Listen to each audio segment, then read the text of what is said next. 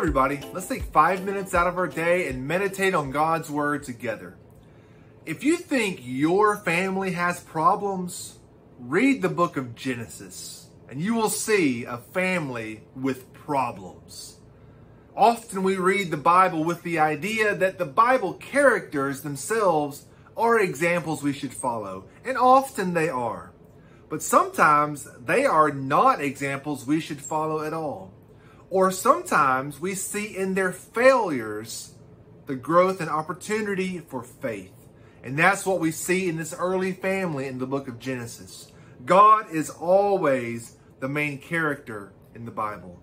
And we see in this dysfunctional family of God that God is faithful even when we are not.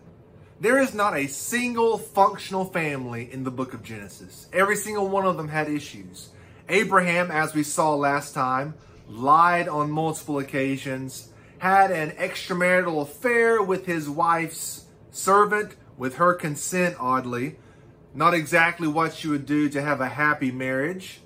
And his son Isaac had his own problems, had a strained relationship with his wife Rebecca, had favoritism among his two sons, his twin boys. And one of those, Jacob, also had his own problems. His name means supplanter or deceiver. Jacob was a trickster, tricked his father, tricked his brother, tricked his father-in-law, and the latter two wanted him dead. When you look at this whole story, it's like a made-for-TV movie. All of the chaos that happens in this story. Let me read you one excerpt to show you how this begins in the life of Jacob.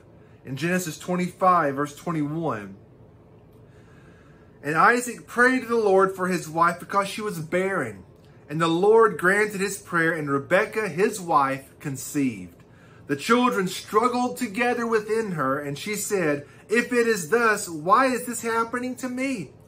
So she went to inquire of the Lord, and the Lord said to her, 'Two nations are in your womb, and two peoples from within you shall be divided. The one shall be stronger than the other. The older shall serve the younger.' When her days to give birth were completed, behold, there were twins in her womb.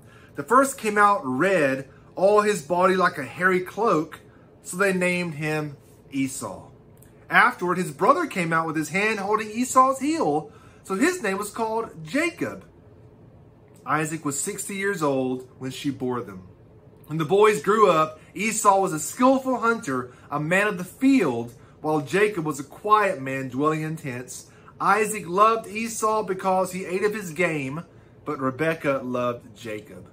I mean, just in that little excerpt, there is a lot of deceit, there's intrigue, there's potential sibling rivalry.